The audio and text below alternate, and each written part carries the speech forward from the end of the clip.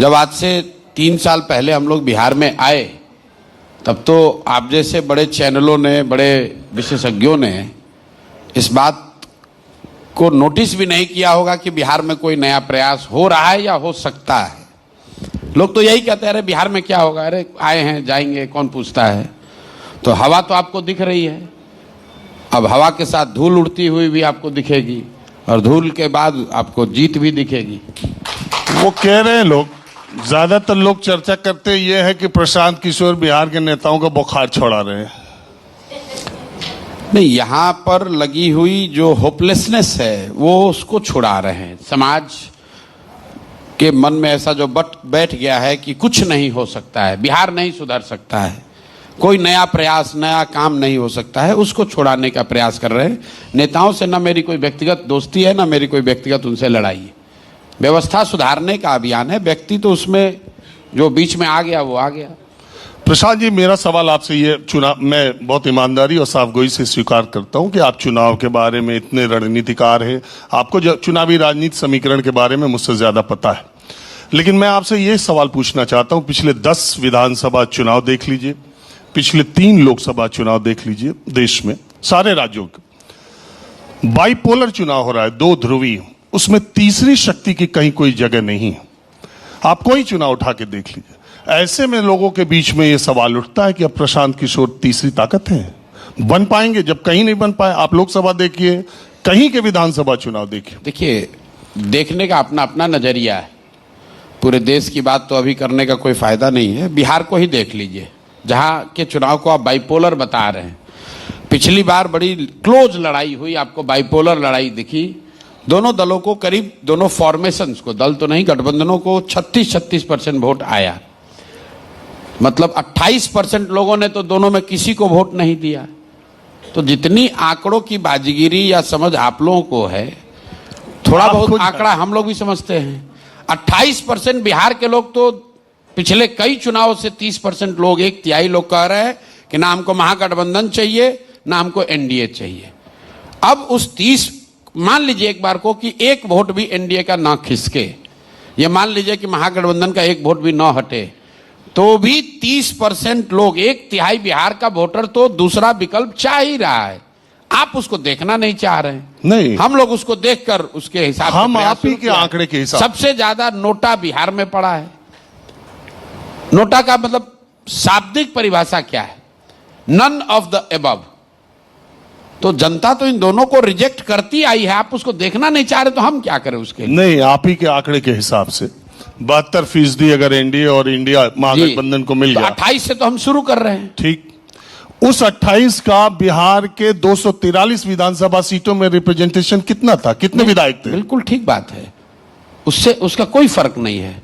चिराग पासवान को आप लोग बहुत बड़ा नेता यहां बताते हैं, उनका कितना विधायक है? आप भी 1 मिनट रुकिए, नीतीश जी के कितने विधायक हैं? आपने कहा कि स्पेस कहां है, सवाल पर टिके रहिए। आपने कहा कि स्पेस कहां है? बाइपोलर इलेक्शन हो रहा है। बाइपोलर इलेक्शन इसलिए हो रहा है कि तीसरा फ्रंट, तीसरा विकल्प कोई उतना मजबूत लोगों के पास नहीं है।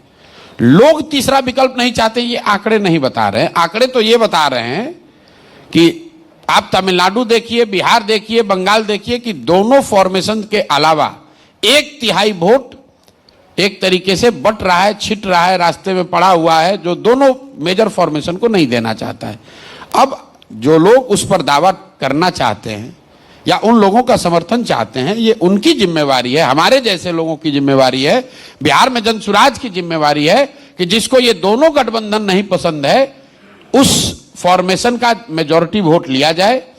और जब आप वो करेंगे तो इन दोनों का जो वोट कट रहा है वो भी कटेगा और आप जीत सकते हैं।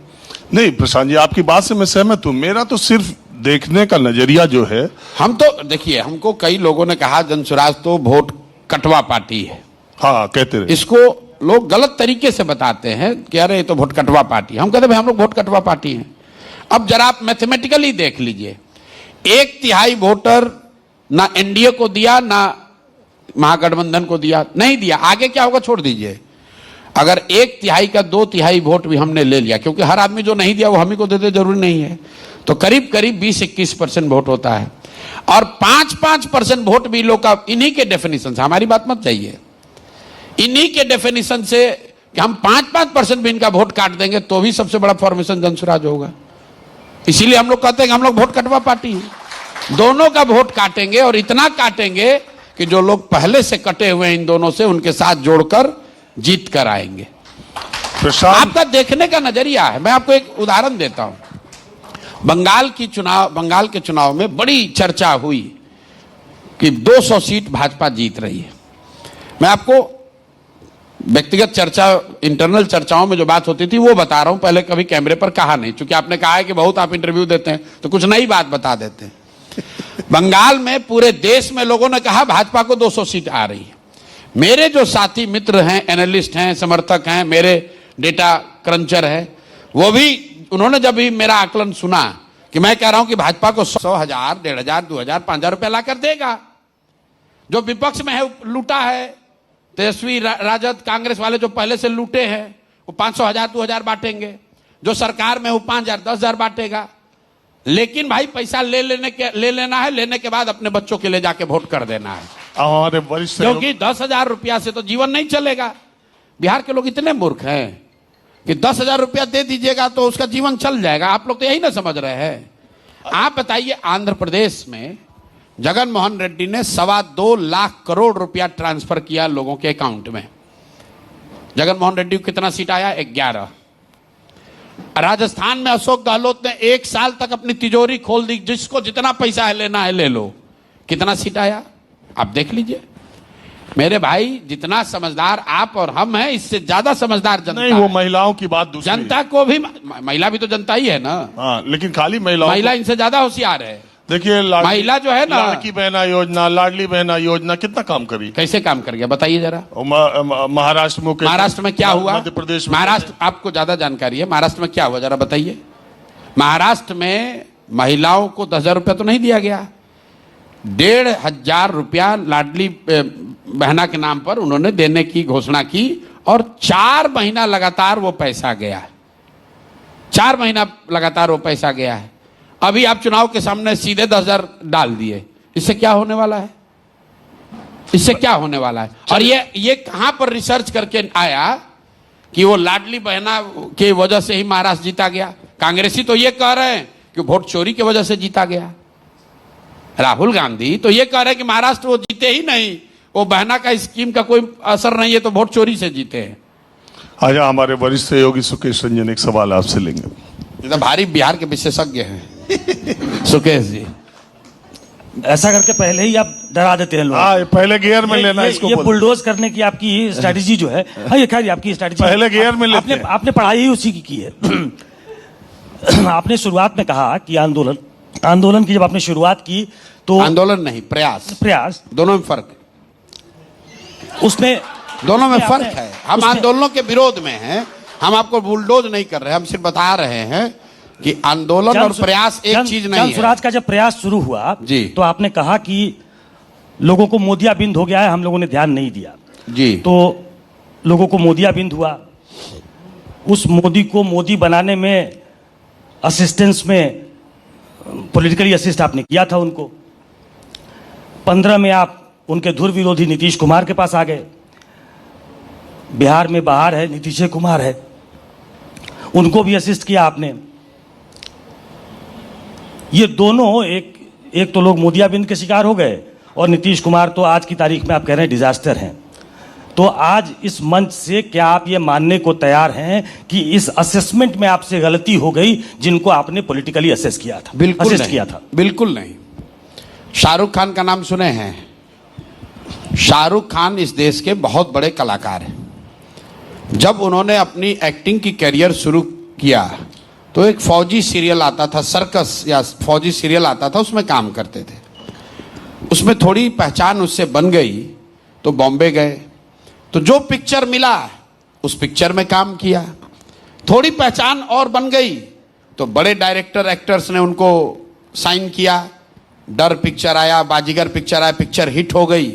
तो एक दौर आया जब शाहरुख खान ने यह कहा कि ना, अब हम खाली यश चोपड़ा का और करण जौहर का ही पिक्चर करेंगे, क्योंकि वो उनकी वो स्थिति हो गई। फिर उससे उसमें भी सफलता मिल गई, उससे भी बड़े स्टार हो गए, तो कहते नहीं अब हम खाली अपने होम प्रोडक्शन का काम करेंगे, उस थीम पर उस तरह की पिक्चर बनाएंगे जो मुझे पसंद है। इसके मुकाबले आपने अभिषेक बच्चन का भी नाम सुना होगा। अभिषेक बच्चन ने कहा कि ना, हम शुरुआत तब करेंगे जब जेपी दत्ता बॉर्डर बनाएंगे, क्योंकि वो अमिताभ बच्चन के लड़के थे। तो मेरे भाई, हमारे पिताजी मुख्यमंत्री प्रधानमंत्री तो थे नहीं, हमें जो जीवन ने अवसर दिया उस अवसर पर हमने ईमानदारी से काम किया। जैसे जैसे हमारी स्थिति बेहतर होती गई, एक समय आया जब मैं अब अपना प्रोडक्शन काम कर सकता हूं, तो कर रहा हूं, कोई गलती नहीं की है। तो अब आप देख लीजिए कि आपको शाहरुख खान बड़े स्टार लग रहे हैं कि अभिषेक बच्चन दिख रहे हैं। तेजस्वी यादव, राहुल गांधी या उस तरह के जितने लोग हैं, इनकी यात्रा आपको सीधी लाइन दिख सकती है, क्योंकि उनकी यात्रा पहले से लोगों ने बनाई हुई है। हम लोग वो लोग हैं जिन्होंने अपनी यात्रा खुद बनाई है, तो वो आपको टेढ़ा मेढ़ा दिख सकता है। लेकिन जब जिनकी मदद की, वो गलत लोगों को मदद की, ऐसा आप नहीं कह सकते हैं। 14 में मैं हमेशा कहता हूं कि मैं मदद किसकी करता था। एक मैंने सिद्धांत रखा था कि उस चुनाव में अगर वोट देना पड़े तो किसको वोट देते। तो 14 के चुनाव में हमारे वोट देने के साथ पूरा देश, 20 करोड़ लोगों ने मोदी को वोट दिया। तो अगर मैं गलत था तो 20 करोड़ लोग भी इस देश के गलत थे। 2015 में नीतीश कुमार को इसलिए मदद किया कि अगर 2015 में वोट देना होता बिहार में तो नीतीश कुमार को ही देता। आज आपका जो रेलेवेंट सवाल बिहार के ऑडियंस के लिए है कि 15 में नीतीश कुमार की मदद की तो आज इनका विरोध क्यों कर रहे हैं, ये सही सवाल है। इसलिए कर रहे हैं कि आप भी नीतीश कुमार के जर्नी को देखे हैं। 2014-15 के नीतीश कुमार और 24-25 के नीतीश कुमार में जमीन आसमान का फर्क है, प्रशासक के तौर पर, नेता के तौर पर और व्यक्ति के तौर पर। प्रशासक के तौर पर 14-15 में उस नीतीश कुमार की मैंने मदद की थी जिसके कालखंड में बिहार सुधरता हुआ दिखा था। सुधर कर सबसे बढ़िया राज्य नहीं हुआ था, लेकिन सुधार की शुरुआत हुई थी। नेता के तौर पर उस नेता नीतीश कुमार की मदद की थी जो चुनाव नहीं हारे थे, उनका दल हारा था और राजनीतिक मर्यादा सुचिता का ये तकाजा था, नीतीश कुमार ने पद छोड़ दिया था। उस नीतीश कुमार की मदद की थी। आज जिस नीतीश कुमार का मैं विरोध कर रहा हूं वो नेता है जो हम लोग के लिविंग मेमोरी में भ्रष्टतम सरकार का मुखिया है। सुशासन की बात तो छोड़ दीजिए। आज उस नेता का विरोध कर रहा हूं जो चुनाव हार गया है, लेकिन कभी पिछले 4 साल में कभी लालटेन पकड़कर, कभी कमल के फूल पर बैठकर कुर्सी पर चिपका हुआ है। और सबसे बढ़कर जिस नीतीश कुमार की मैंने मदद की थी व्यक्ति के तौर पर, उसकी मानवीय संवेदनाएं मरी नहीं थी। आपको याद होगा, आप तो नीतीश कुमार का करियर फॉलो किए हैं। नीतीश कुमार रेल मंत्री थे वाजपेयी जी के सरकार में। गैसल पश्चिम बंगाल में एक रेल दुर्घटना हुई थी, 200 लोग मरे थे। नीतीश कुमार ने इस्तीफा दे दिया। वाजपेयी जी ने इस्तीफा अस्वीकार किया था, तो नीतीश कुमार ने आप जैसे पत्रकारों को कैमरे पर कहा कि 200 लोग मर गए, मैं कैसे इस पद पे कुर्सी पे बैठ सकता हूं। उस नीतीश कुमार का समर्थन किया था। आज उस नीतीश कुमार का विरोध कर रहे हैं जो कोविड के दौरान हजारों लोग बिहार के मारे फिर रहे थे। नीतीश कुमार अपने बंगले से बाहर नहीं निकले। उस नीतीश कुमार का विरोध कर रहा हूं कि मुजफ्फरपुर में छोटे बच्चे डूब कर मर जाते हैं, ये आदमी वहां से 10 किलोमीटर दूर है, मिलने नहीं जाते हैं। छपरा में 60 लोग जहरीली शराब पीकर मर गए, नीतीश कुमार पॉकेट में हाथ डालकर हंस रहे थे, कह रहे थे जो पिएगा वो मरेगा। तो मेरे भाई, नेता के तौर पर, प्रशासक के तौर पर और व्यक्ति के तौर पर नीतीश कुमार 14-15 में जो थे और आज जो है उसमें फर्क है, इसलिए विरोध हो रहा है। एक अंतिम बात सुन लीजिए, आप लोग जो ये कहते हैं कि आपने उस समय मदद किया तो आज क्यों विरोध कर रहे हैं, तो भाई हर साल, हर इस देश में हर 5 साल पर चुनाव क्यों होता है? अगर आपके हिसाब की बात मान ली जाए तब तो एक बार आप वोट दे दिए, उसी को जीवन भर रहने दीजिए। लोकतंत्र ये आपको बताता है, संविधान देश का ये कहता है कि जिस नेता, जिस दल, जिस विचारधारा पर भी आपका भरोसा है उसके साथ खड़ा होइए, उसको वोट दीजिए, उसको मदद कीजिए, लेकिन वो वोट, वो भरोसा 5 साल के लिए है, जीवन भर की बंधुआ मजदूरी नहीं है। नहीं, वो ये एक राजीव, एक मिनट, ये तो हम कह नहीं रहे कि आप अब विरोध क्यों कर रहे हैं? आपका हक है, विरोध करिए, उनकी नाकामियों की लंबी फहरिस्त हो सकती है, लेकिन एक सवाल और पूछना जरूरी है। आपको कई इंटरव्यू में सुना, आप कहते पाए गए कि या तो अर्श पे या फर्श पे। जी, ये पॉलिटिकल स्ट्रैटेजी है या आगे एक मिनट, ये आगे की प्लानिंग है? और उसी में दूसरा सवाल जोड़ देता हूं, आप 1/3 वोटर की बात कर रहे हैं कि जिस पे आपकी निगाहें हैं, जो आपकी तरफ आ सकता है, क्योंकि शुरू से वो विरोध में रहा है, चाहे एनडीए हो चाहे महागठबंधन हो। अगर इसमें सफलता नहीं मिली तो क्या ये कह के आप रास्ता बनाना चाहते हैं कि अर्श पे या फर्श पे, कि ये प्रयास जो है जनसुराज का, ये 25 के लिए है, यही खत्म हो जाएगा, या इसको आगे ले जाएंगे इस बार सफलता नहीं मिली तो? अर्श पर और फर्श पे जो बात है, मैं झूठ नहीं बोलना चाहता हूं। ऐसा नहीं कि मैं झूठ बोलता नहीं हूं, लेकिन इस पूरे अभियान में शुरू करते समय मैंने अपने आप को एक वादा किया है कि जहां तक हो सके जो सही दिखेगा वही बोलेंगे। मेरे पास अगर फर्श की गारंटी होती या अर्श की गारंटी होती तो वही बोलता कि हम एकदम जीत कर आ रहे हैं, 200 सीट आ रहे हैं। हमारे पास उसकी गारंटी नहीं है।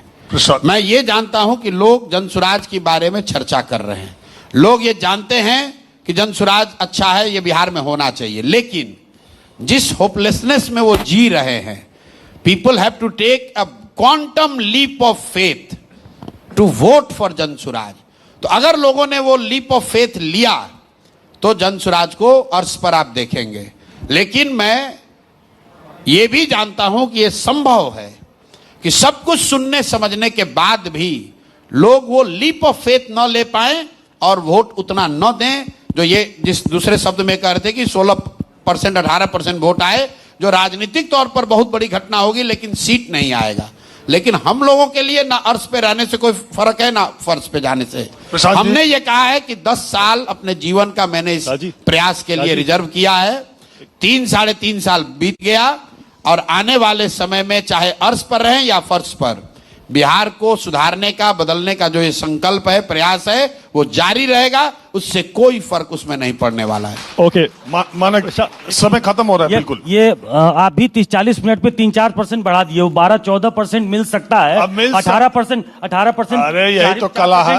चुनाव आते आते आपको 40 दिखेगा। ओके, प्रशांत जी, ये जो मेरा सवाल है, इसके बिना शायद ये इंटरव्यू अधूरा होगा, क्योंकि आपने सम्राट, आप तो इंटरव्यू कितना देर ले चुके हैं, 6 घंटा बैठाकर। जी हाँ, लेकिन तब की स्थिति अलग थी, मैंने जब पिछली बार आपका इंटरव्यू किया था। अब आपने उसके बाद सम्राट चौधरी और अशोक चौधरी पर तमाम तरह के आरोप लगा दिए।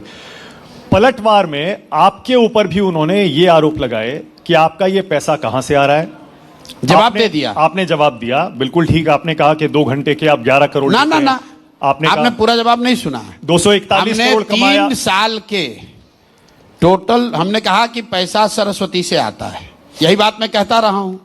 दूसरी बात मैंने ये कहा, इसको ध्यान सुन लीजिए, कि जिन लोगों की हमने मदद की थी पहले या अब कर रहे हैं, वो उनसे पैसा आता है। तो मैंने बताया पैसे के 2 स्रोत हैं, या तो कंसल्टिंग जिसको मैं सलाह दूंगा वो पैसा देगा, या दूसरा जो पैसा हमारे पास है उसका इन्वेस्टमेंट गेन, कुछ इंटरेस्ट इनकम वगैरह कुछ होगा, वो आएगा।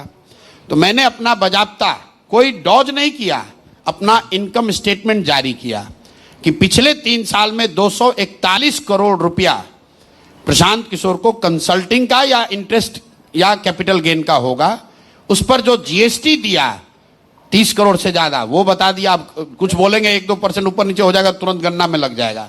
जो जीएसटी दिया वो बता दिया, खर्च के बाद जो इनकम टैक्स था वो दिया, और सब के बाद जो 98 करोड़ 75 लाख बच गया, उस पैसे को भी अपने व्यक्तिगत अकाउंट से जनसुराज को डोनेट कर दिया। इसलिए किया है कि कोई ये ना कहे जो आप बात करके आपका पैसा कहां से आता है। आप देश में इतने बड़े पत्रकार हैं, कोई नेता, इवन नरेंद्र मोदी जी को कह रहा हूं, जरा बताएं तो कि कोई ने अपना इनकम स्टेटमेंट जारी किया हो। मैं पूरा इनकम स्टेटमेंट, इनकम जो कि कंपल्सन नहीं है, उसमें भी सवाल है प्रशांत जी, उसमें भी सवाल है। वो कह रहे हैं ऐसी कंपनी जिसकी हैसियत 1 लाख की है, वो आपको 10 करोड़ दे रही है, 2 करोड़। अब इसका जवाब सुन लीजिए। शेल कंपनियां हैं वो। अरे सुन तो लो भाई, दे चुके। ऐसा है, हमने ये भी बताया। अब आप चूंकि समझना चाहते हैं, नवयुगा से 11 करोड़ रुपया लिया गया। किसी ने कहा 2 घंटे के लिए 11 करोड़ रुपया ले रहे, नहीं, ऐसा नहीं है। वो कंस्ट्रक्शन की कंपनी है और उन्होंने एक बहुत बड़ा रिसर्च किया है। मशरूम के फंगिसाइड से एक एंटी एजिंग चीज बना रहे हैं, खाने का प्रोडक्ट बना रहे हैं। 10 साल से उन्होंने उस पर सैकड़ों करोड़ रुपए खर्च किए हैं। उनको किसी ने कहा कि अगर इसको दुनिया भर में बेचना है तो प्रशांत किशोर भी आपकी इसमें मदद कर सकते हैं। वो हमारे पास आए। हम भैया कंस्ट्रक्शन, नवयुगा कंस्ट्रक्शन सेल कंपनी नहीं है, देश के 5 बड़े कंस्ट्रक्शन कंपनी में है। उनका एक ऑफशूट जो ये फंगिसाइड पर काम कर रहा है, उन्होंने ये प्रोडक्ट बनाया है जिसको ग्लोबली लॉन्च करना चाहते हैं। वो आंध्रा में मैं काम करता हूं। उनको हमारी विधा का या हमारी ताकत का या हमारी समझ का थोड़ी उनको उसके लिए रिस्पेक्ट होगा। वो मेरे से मिलने आए कि प्रशांत जी हम ये काम आपसे चाहते हैं कि हम ये हम देश, रुकिए प्रशांत जी, ना रुकिए, कि ये तुरंत चला देगा 2 घंटा में 11 करोड़ कौन देता है? यहाँ के सम्राट चौधरी यही बोलेगा। सम्राट चौधरी को तो 200 घंटे का भी कोई 11 करोड़ नहीं देगा। वो आदमी मतलब एक शब्द नहीं बोल पा रहा है कि पेनल्टी को क्या कहता है समझ में नहीं आता है। पेनल्टी कह रहा है, पेनल्टी को पेनल्टी कह रहा है। तो उनको तो 200 घंटा का 11 करोड़ नहीं देगा। बात समझ लीजिए। उस प्रोडक्ट को लॉन्च करने के लिए उन्होंने मुझे अपने कंपनी में कहा कि अगर आप इसमें पार्टनर बन जाइए तो आपको हम इसको लॉन्च किया जाएगा। हमने कहा भाई हमको पार्टनर नहीं बनना, हमको बिजनेस नहीं करना है, हम आपको एडवाइस करेंगे, इसकी लॉन्च में मदद करेंगे। आप जो पैसा हमको देना चाहते हैं वो जनसुराज को दे दीजिए। तो 11 करोड़ रुपया उन्होंने दिया है और मैंने उनको कहा है कि जब आपका प्रोडक्ट रेडी हो जाएगा तो हम आपको इसमें सलाह देंगे कि कैसे बेचा जा सकता है। यही सरस्वती का खाते हैं। देखिए प्रशांत किशोर जी, हम लोग सरस्वती के उपासक हैं। प्रशांत किशोर जी, बालू और शराब माफिया का काम नहीं करते हैं। एक मिनट प्रशांत किशोर जी, समय खत्म हो गया। दूसरी बात यह है कि ये काम आईटी, सीबीआई और ईडी का है। आप समझ ही रहे हैं सबका काम कब शुरू होता है। पत्रकारों का पहले मैं आपसे ये कह रहा हूं, एक बात सबसे पूछिए, इतना ही इन्वेस्टिगेशन तेजस्वी यादव से भी पूछिएगा कि आपके आरजेडी का बजट कितना है और ये पैसा कहां से आया है। सम्राट चौधरी से पूछिएगा कि जो भाजपा का, तुम तो हो नहीं, भगोड़ा बाहर से आया है, लेकिन भाजपा जो 3000 करोड़ रुपया लेकर जमा कर रही है वो पैसा किसने दिया है? वो बिहार का किसान लोग पैसा दिया है भाजपा को। हम तो बता रहे हैं कि प्रशांत जी समय खत्म हो गया। और अगर ग्रिल कीजिएगा तो वो भी बताएंगे कि कितना घंटा, क्या सलाह दिए, कहां से पैसा लिए। गलत नहीं करते हैं, इसीलिए इनका दम नहीं है कि हमको डरा सकें। प्रशांत जी आपने समय दिया, बहुत शुक्रिया। हेलो अगला सेशन होना है। और आखिरी बात ये कि जब भी पत्रकार कोई सवाल पूछता, हम लोग के पास पैसा तो है नहीं कि आप समय दीजिएगा तो इंटरव्यू में। अरे इतना समय कम है, आपने सबसे ज्यादा लिया, आप यकीन मानिए। राधा जी हंस रही है। और दूसरी चीज ये है कि एक अंतिम बात ये, लोग ये हेलो प्रशांत जी, और दूसरी एक आखिरी सवाल प्रशांत जी। देखिए वो सवाल प्रशांत जी अपने लोगों को बिल्कुल खत्म हो गया। प्रशांत जी और मैं चाहती हूँ बहुत संक्षेप में आप जवाब दीजिएगा। दरअसल बिहार को गरिमा बहुत माफी के साथ रोक रहे हैं, समय खत्म हो गया इस सेशन में, बस इतना ही। प्रशांत जी आप जवाब नहीं दे पाए, आई एम सो सॉरी। नहीं आप सवाल पूछ लीजिए। आपके बहुत छोटा सा मैं सवाल आपसे ही पूछ रही हूँ, मैं ऑफ द रिकॉर्ड आपसे पूछ लेती हूँ।